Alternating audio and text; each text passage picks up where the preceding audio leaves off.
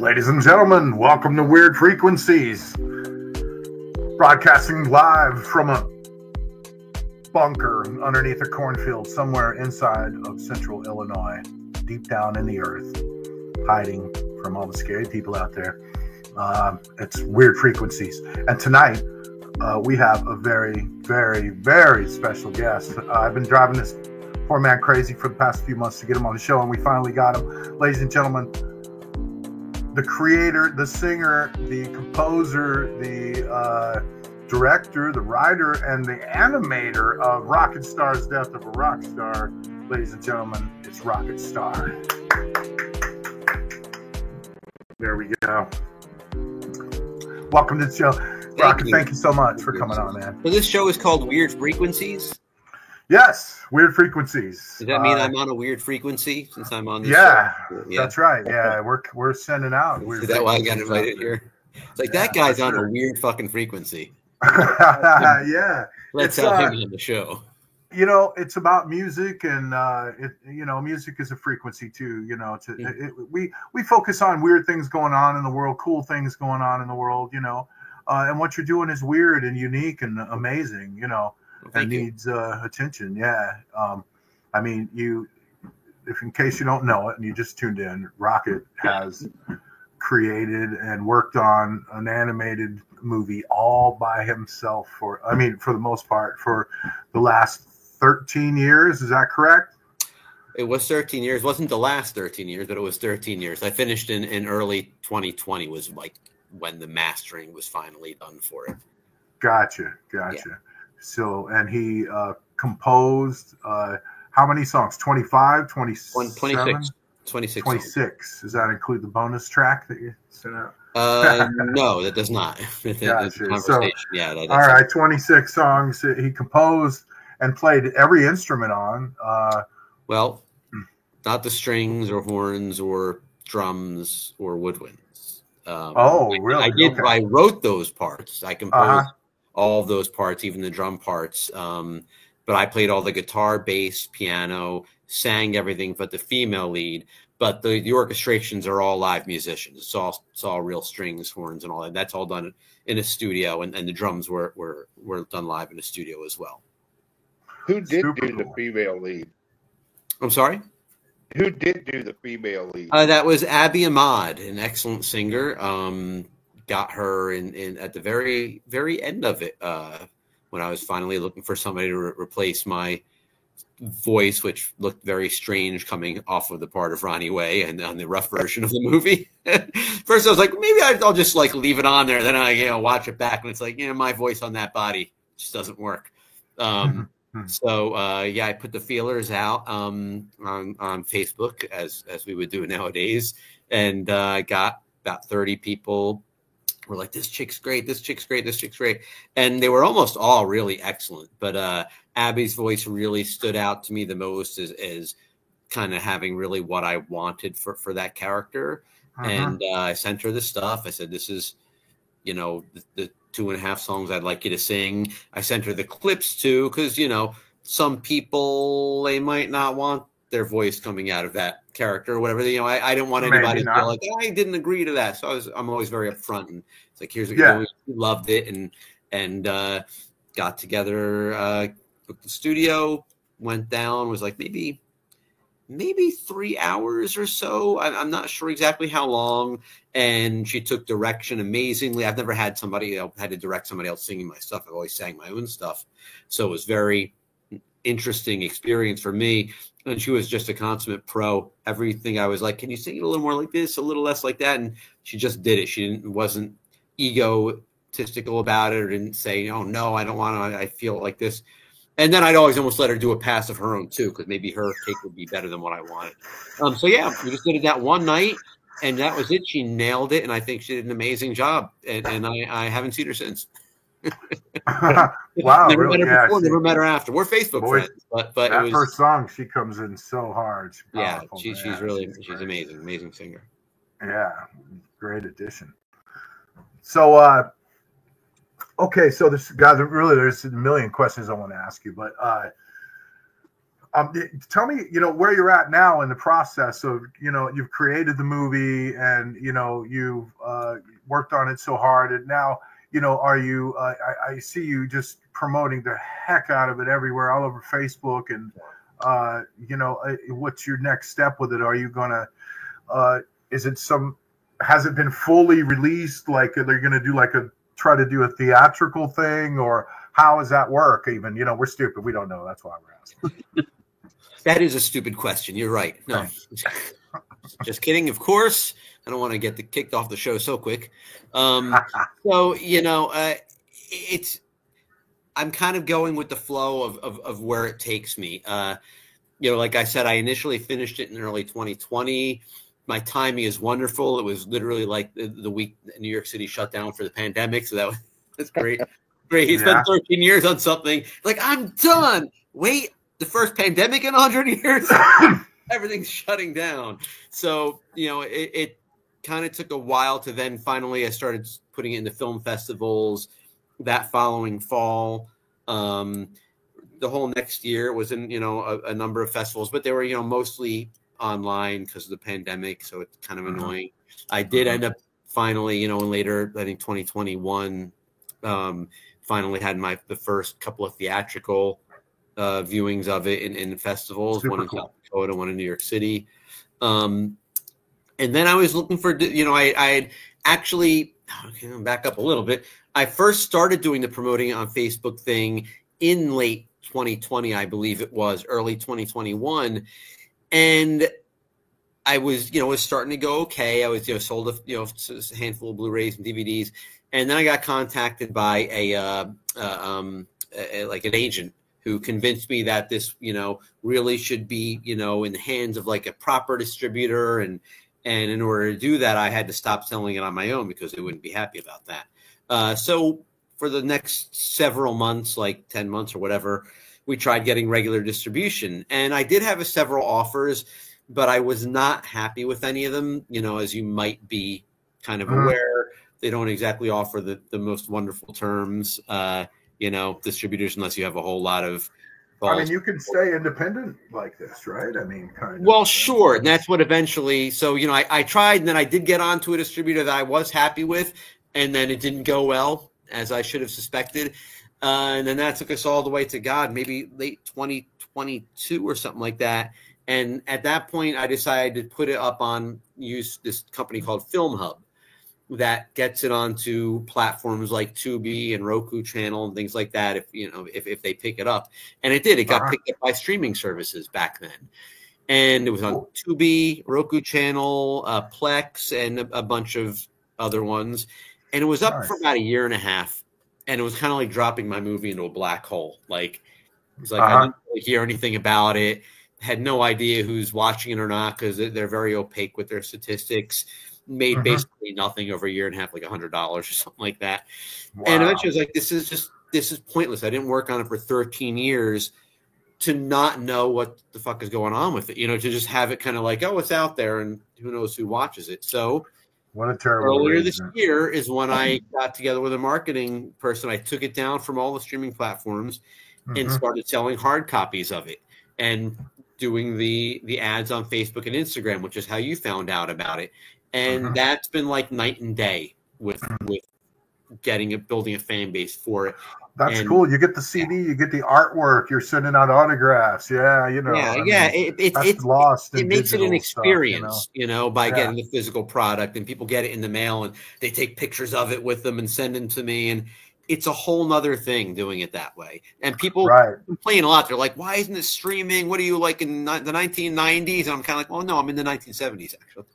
I'm not even that advanced. So it's and they're like, you should have it streaming for free on YouTube. And I'm like, no, you don't know really what you're talking about. This is not some things that's fine for other things, but for this is clearly was the right way to go with it. You should be cool and pay for this movie and do the right thing and pay. And if I talk too much, just tell me. If I'm like, no, you're fine. No, and we don't want to keep you too long. I got a lot of questions to ask you. And right now, so the next step is that has evolved is the double vinyl CD, right? So I mean, album. double vinyl, right? Purple. It looks awesome, dude. Purple. I'm gonna get my copy for sure. Yeah, I mean, so far what we've seen is only a mock-up. I was hoping to get my DVD by now to hold up and everything, but I haven't got it yet. Damn. You haven't got it yet? No, I ordered it a little late. Okay. It was like a week ago or something like that. Oh yeah, I'll have to look that up. I was actually in San Antonio last week, so it might have gone out like a little later than when you ordered it. But well, me and Bubba and I watched it last night on Discord. We watched it together, and it was amazing. Oh, yeah, you get the digital version, so that's that's kind of the benefit of that is people can, if they want to experience it right away, they can. So Bubba owes you $12.50. That's right, Bubba. I'm gonna come and find you. Bubba, we can take that out of your next check, Bubba. I really enjoyed, as we were watching it, trying to call out the as Rob called Easter eggs in the movie. The references, yeah. Okay, so we just had so much fun with that. It was great. So here's a part to tie that into what you just mentioned about the double vinyl. Part of what that package is, and is what's really been kind of stressing me out lately, because it's kind of a large undertaking in and of itself, is there's a booklet that's going to come with that double vinyl that's a bio and a storytelling of exactly what got me to start making this movie and how I made it, and lyrics. Cool. And in the back of the book, the last part is the cultural reference guide. And the lyrics in there. The lyrics will be in there, and the last page or two is so you can see, especially with the digital version where you can see the exact timestamps. I'm gonna have the timestamps to tell you exactly what all the cultural references. There was like 96 or something like that when I counted. Isn't that cool? Wow. Yeah, something like that. That could be a drinking game also. Yeah, it's really the kind of thing, because they come fast though. Yeah, it's the movie is a lot more than it seems to be at first blush, and to try to get all that across to people, that's kind of what the booklet is for, and what a lot of the podcasts are for. There's several different layers of themes and stuff like that in it, and then there's the cultural references and the fun stuff like that, and it's really complex and deeper than it just kind of seems. It is, dude. Let me tell you, I'm amazed at the way that you have, as a human being, just sitting here and thinking about taking a story. First of all, you got to come up with your story, right? So I'm just thinking about you planning this all out 15 years ago, and then you had to write songs to tell the entire freaking story all the way through. I mean, there's no one speaks in the movie. It's an opera, right? Yeah. So you had to break down, your script into basically, over 25 songs, and then put this to life. I mean, what was your thinking of doing that process? See, here's the thing, the crazy, the weird frequency part of it. It's almost a tie into it is that a lot of those songs, or at least some of them, were either already fully written or were ideas that I already had in my head. And then when the idea for the story actually hit me kind of like a light bulb one day, I wasn't planning on writing it. I wanted my friend Phil to write it because he does actually is a director and stuff, but he didn't seem too interested, and understandably. And one day I was waiting for the subway, which is what we do with about 90% of our time when you live in New York City, and waiting to go meet my wife for dinner. And out of nowhere, a story hit me. And I'd never written a fucking story in my life. And I just kind of was like, oh. And suddenly I was like, oh, I have a song for that part. Death of a Rock Star. That would be perfect for the opening. And I have a song for this part. I want to have a song for here. Most of the songs came first. Or some of them came. They were fully written. Like Death of a Rock Star, the song, that was actually written about David Bowie's last show as Ziggy Stardust. That's what those lyrics are actually about. But it works perfectly in the movie. And like that's what it's written for. Same thing with Starry-Eyed Child, Umbrella. Well, you can do that too in your movie because your movie is somewhat based. It's in an alternate reality almost, right? It's like Earth, but it's not Earth. Yeah. So you can kind of do whatever you want there, and you're just like, well, the doors happen there too. Fuck it, You know, is Yeah. that what you're kind of doing? Sort Yeah. of. Yeah, it's kind of like its own little world, even though it's sort of our world and it's in the future and all that kind of thing. And Mhm. animation, you know, one of the fun things about it is that, you know, anything's possible. So you can just kind of, Yeah, you know, you want to pull umbrellas out of your hair, you can pull umbrellas out of your hair. It's yeah, fly yeah. up into a cliff. You know, one thing that makes it really, really good, the movie too, is just your artwork. You know, in general. I mean, the spirals, the just the things like the Beatles scene before the Dylan head, you know, pops in the middle between the Beatles, and which I had to point out to Bubba. That's Dylan, Bubba. That's right. In the middle, that's Dylan. And that is going to be a poster that comes with the double vinyl. To go right back to the double vinyl, That'd be wonderful. Fold out poster. That artwork in that scene as that unfolds, that's really beautiful stuff. Yeah. Thank you. That took a while. That might have taken a week unto itself. That all the the psychedelic spirals, because basically with that, and at some point maybe I'll go through and I'll do videos of a couple scenes with the animation and show people how it was done, if I can even remember how it was done. But that one in particular, I drew the picture first, and then it's not that's done in a computer, but basically I sliced every little sliver of that. If you go frame by frame, and had to go each little piece of each of those spirals to make it do that. You know, I cut it away and then added them back little by little. That took a long time. Wow. I bet. So the music itself, I heard so many different, songs, literally not, melodies that you just utilized of ELO and, what are some others? Love ELO. Just saw it a few weeks ago. Did you really? Yeah, it was a great show. Yeah. What kind of a band does he still have? Is it ELO or just? You know what? They're calling it Jeff Lynne's ELO now because it's not Bev Bevan, the original drummer, and some of the other guys. But so it's just got a full-on backing band that basically makes it sound just like the record, and he just kind of stands up there like almost like a cardboard cutout and sings a song. Yeah, that's cool though. But it still just sounded beautiful hearing it. Hearing those songs in a live. I bet. Yeah. So I heard, just tons of influences in the songs themselves, and that was super. And of course, Bowie. Oh yeah. That's obvious, but that's so cool. I'm kind of a musical melting pot for classic rock. Like I wear my influences on my sleeve and on my vest. And I dump them all into a pot and I stir it all up and pour it out. And what you hear, it's not like not to insult anyone, but it's not like Greta Van Fleet where I was waiting for these guys to come by.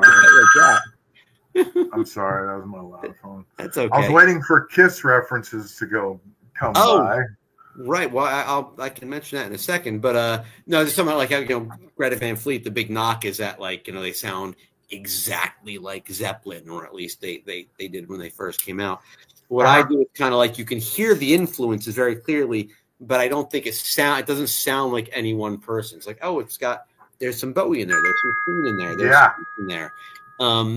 I became a Kiss fan while making this movie. I wasn't actually a fan before. It's a bit of a long story, but it was through when I did that scene for Turn It Up Loud. If you remember that scene.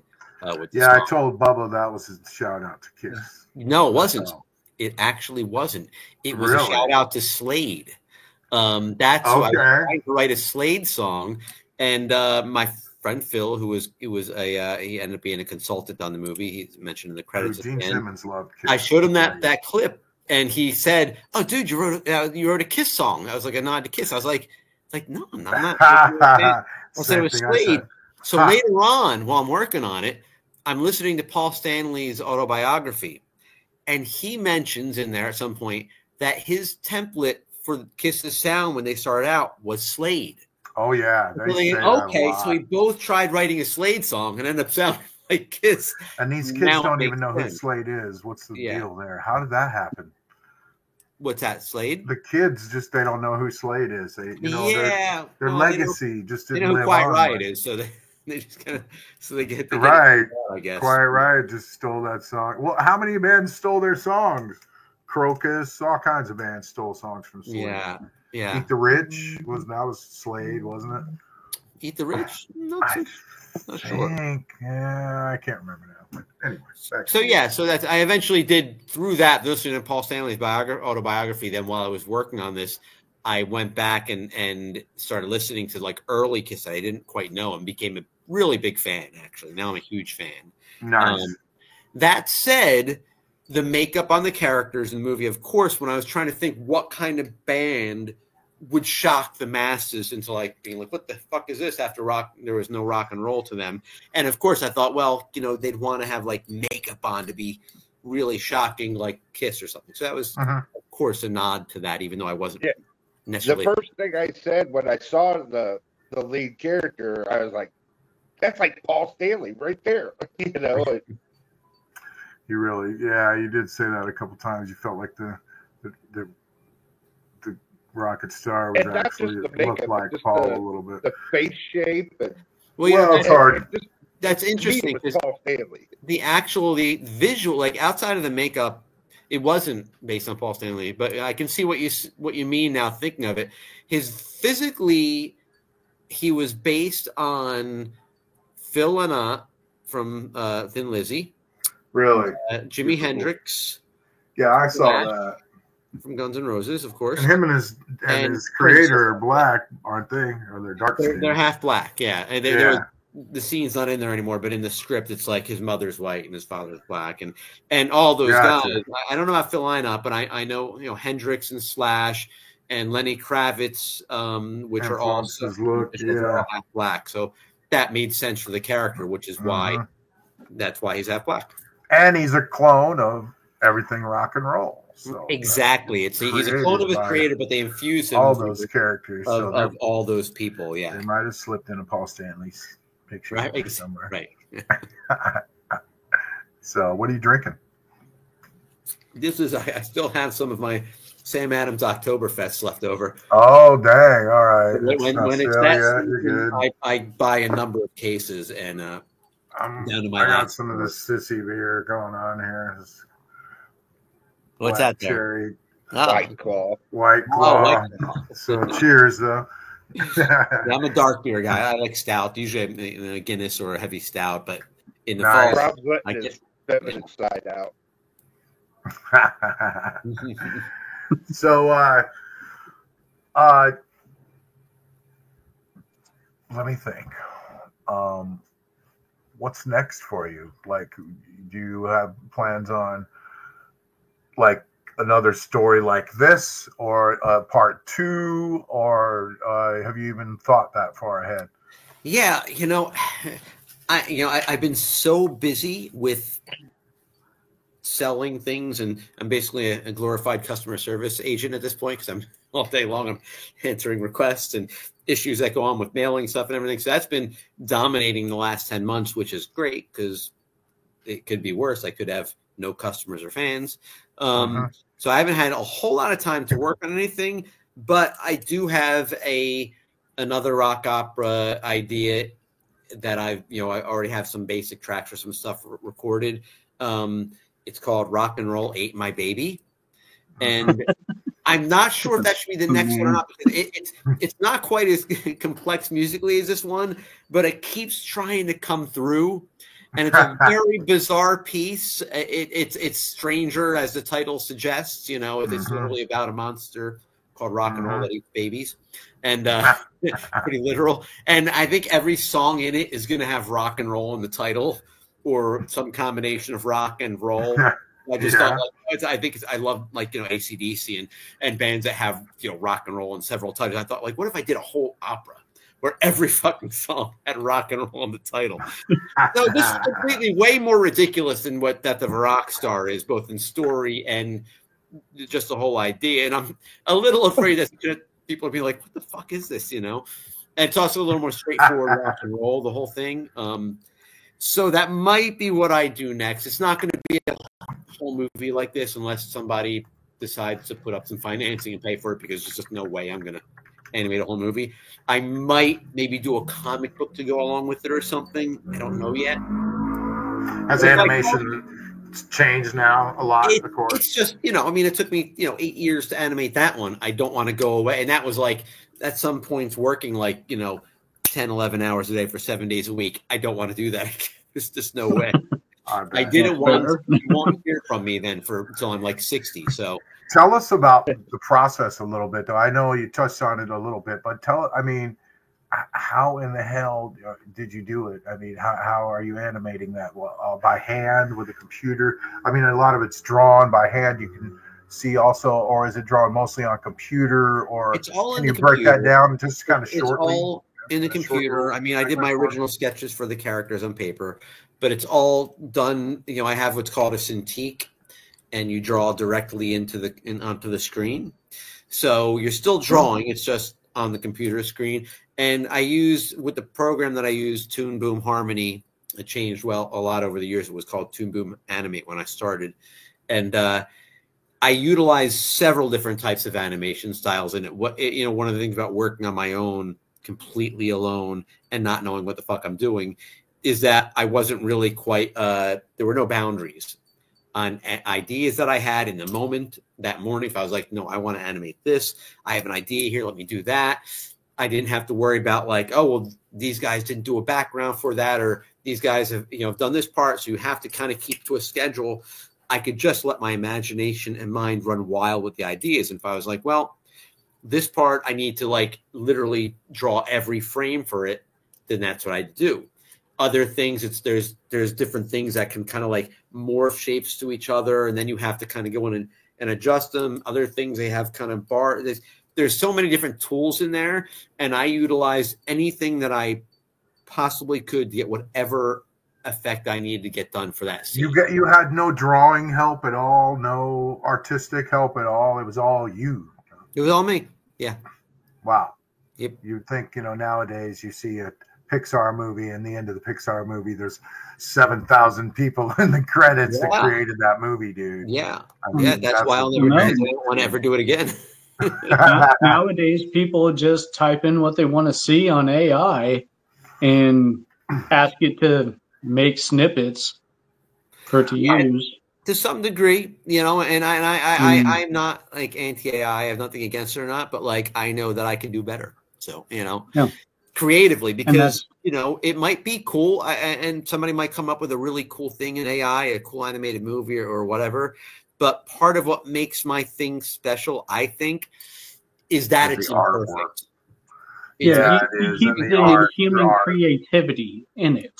I was just thinking, well, someone could just recreate this entire movie nowadays, probably using your songs. I don't know that maybe they will 50 years from now, but eventually, right now it doesn't need to be done because, like you said, it's the art. It's imperfect. You can see literally the very first thing I ever animated is in that movie. It's the cool. The part where there's these robot arms ripping off the clothes of the guy and then put him in an army suit, if you recall. Those robot arms, one of them was like, I was only drawing scenes at that point, a couple, because I was going to try to do sort of storyboarding, kind of like Ralph McQuarrie did with Star Wars, that they then took to like investors, or to show them what this movie will be. That's what I was doing. But since I was doing it in an animation program, I was like, well, maybe I can just move this one robot arm really easy. And I learned to do that, and I was like, oh, I made something move. So that was the start. Start somewhere. Yeah, and it's still there in the movie. It's been touched up a little bit because once I got to the end, you can kind of watch. If you watch the second scene of the movie first, then the next two scenes, then you go back to the first, then start at like the fifth and go forward. You can see my animation progress. You can actually see the quality get better of my drawing and stuff throughout. If you watch it in that particular order, and I eventually went back and kind of updated it a bit because by the time I got at the end, the program had gotten better and I got better. So I had to just make it match up with the first half of it. But you can see that progression, and that's kind of what's sort of special about it too. One of the actually bonus features that's coming with the double vinyl, people who order it, get some digital assets that will come once the pre-order part is done on 12/6. And one of the things I'm sending out is that original first scene before it was upgraded or anything. And what's your store address? Death of a Rocket Store. Death of a Rock Store. Death of a Rock Store. Yeah. Yeah. Go get the double album. Very clever. You can get the DVD there too, right? You can get the DVD, the Blu-ray, the T-shirt. You can get this Rocket Star T-shirt. You can get some stickers if you want. Eventually, We're really jealous now. Products just for sale, and you can get my most recent CD, my Rocket Star self-titled CD, and the double CD soundtrack. So you can get all kinds of stuff. Awesome. Nice. So, are you? Do you perform any of this right now? I mean, do you do any live shows? Are you playing guitar and piano? Like, will you show up and like play some songs, or are you doing anything live from the album now, or do you perform now? Is what I'm saying. I know what you're saying. I actually just played in LA about, I want to say it's maybe close to 2 months ago now, something like that. Wow. The first time I've actually performed out live in like 17 years. And it was actually the first time I've performed under the Rocket Star name, full makeup and all. It was just me on the piano. Just like you guys, somebody had seen my ad online, invited me to come out there and play at a venue. I happened to be going to LA, so I did it, and it went really well. It was a pretty cool show. I'm looking at maybe, I haven't worked too much on it yet because I got other things going on, but I'm going to try to maybe do a show here in New York City, maybe February or March, to sort of celebrate the release of the double vinyl soundtrack. Yeah. Yeah, and it'll just be me with the piano if I do that. For that style of music to put together a full band would be tough, wouldn't it? Yeah, I mean, it's one of the impetuses, the orchestrations. When the last show that I had done all those years ago was at the Mercury Lounge in New York City, and it was with a string quartet and 3 or 4 backing singers and another guitarist, bass and drums, and it cost me like $1,000 or so to do. And I think I did 2 shows like that, and I was like, this is like, these shows have gone well, but like if I'm going to put that much money and effort into what I do, I want to do something for more posterity. That's one of the things that got the ball rolling of trying to think of doing a larger project with it. Did you write these songs on piano? Both.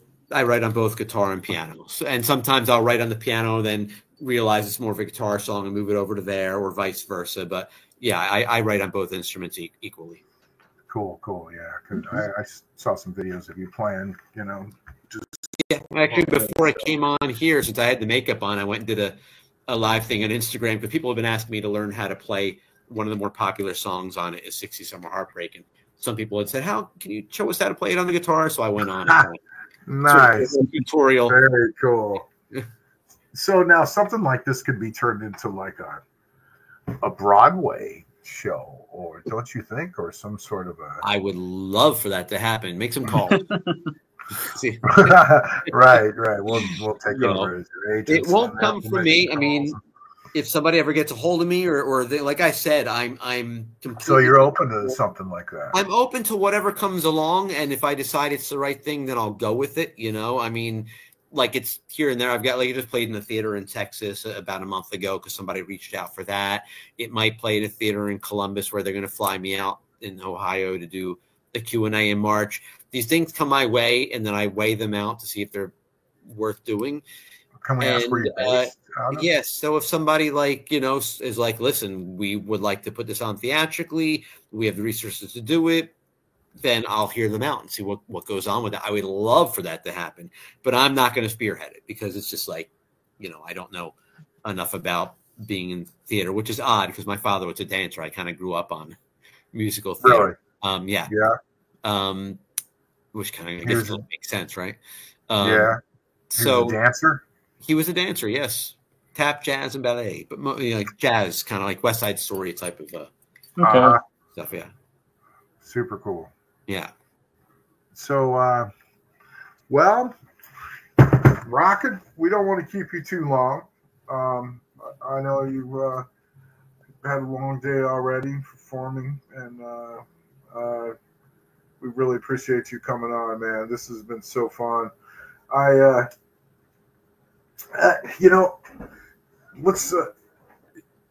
wanted to talk about the politics of your movie a little bit, I guess.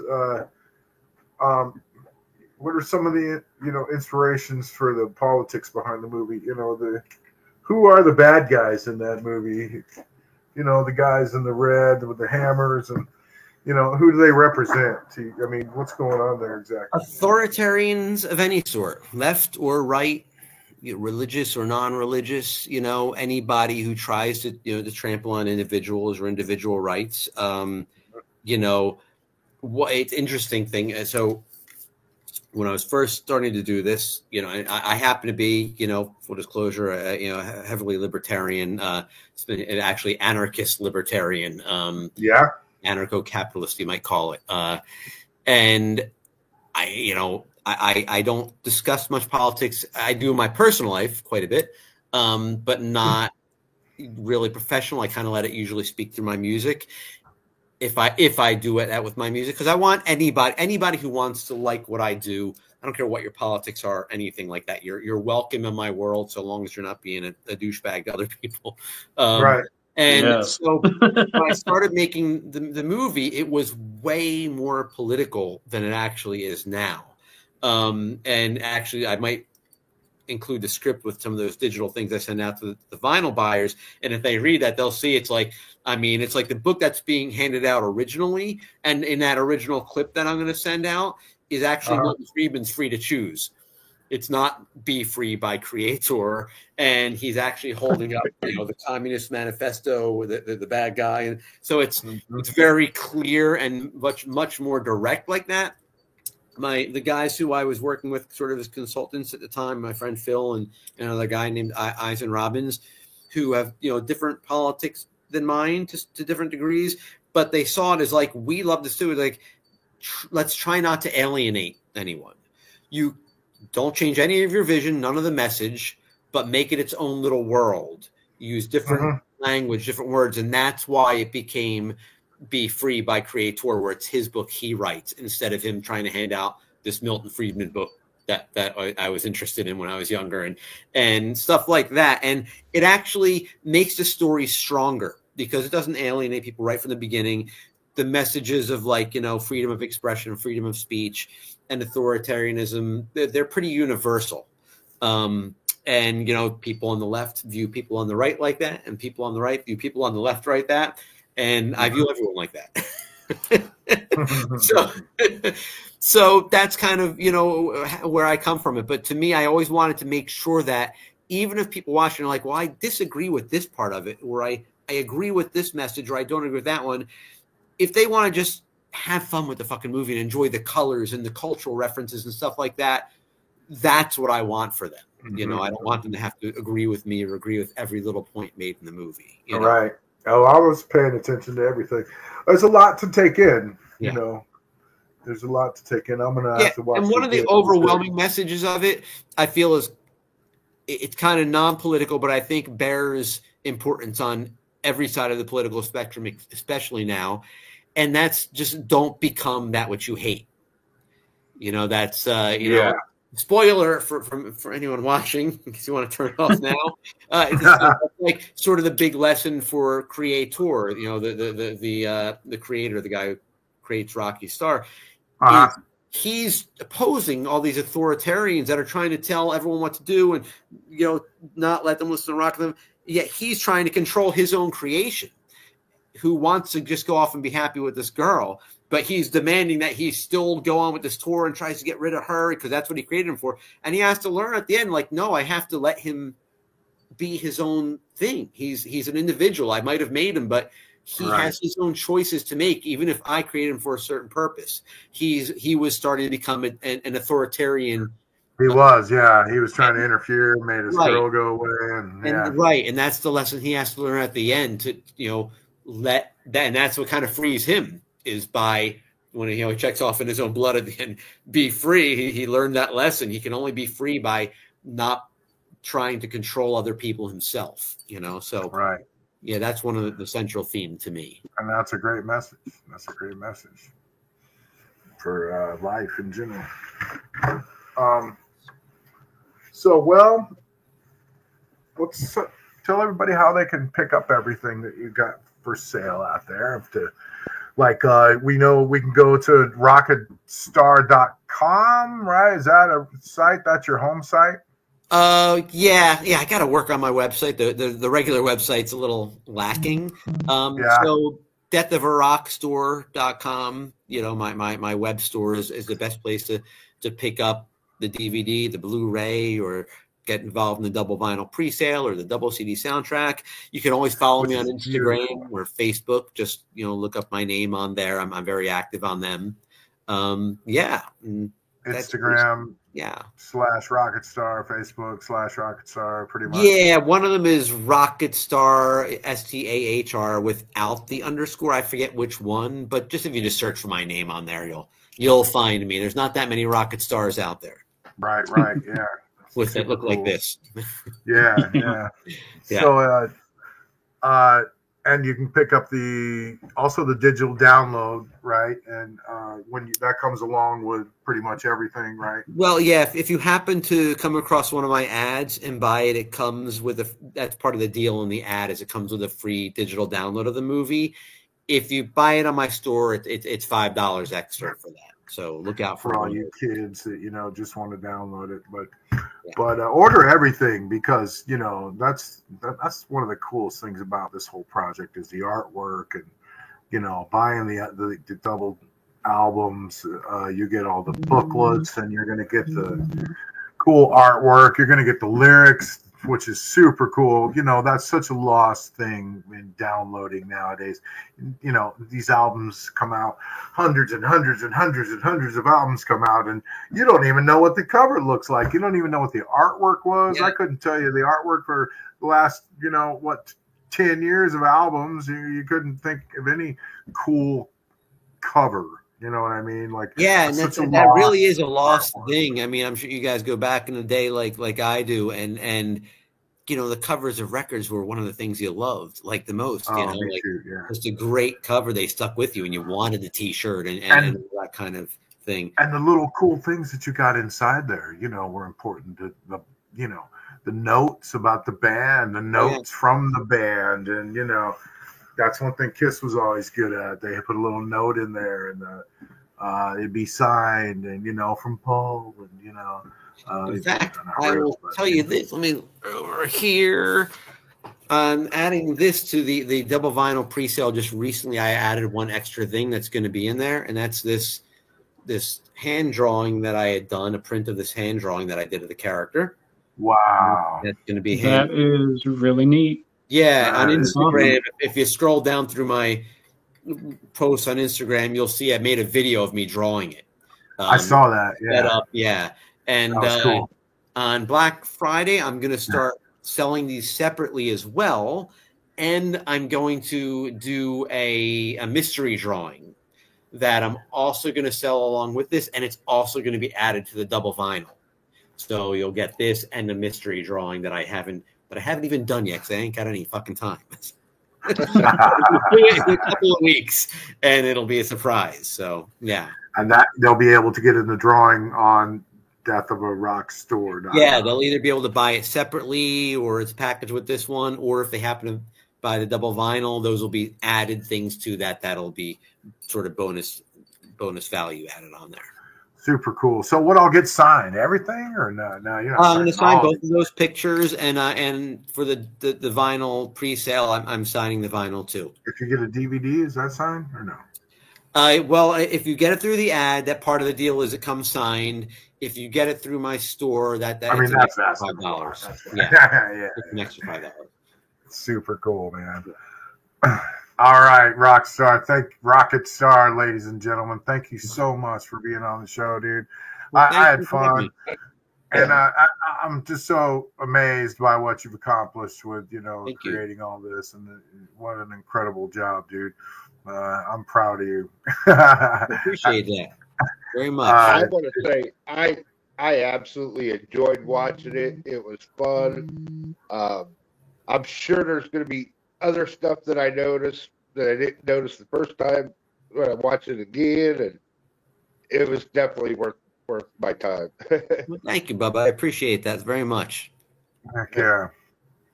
All right, dude. Well, we appreciate you, man, and we look forward to any projects you got going on, and we'd love to see you, talk to you again someday, maybe. Who knows?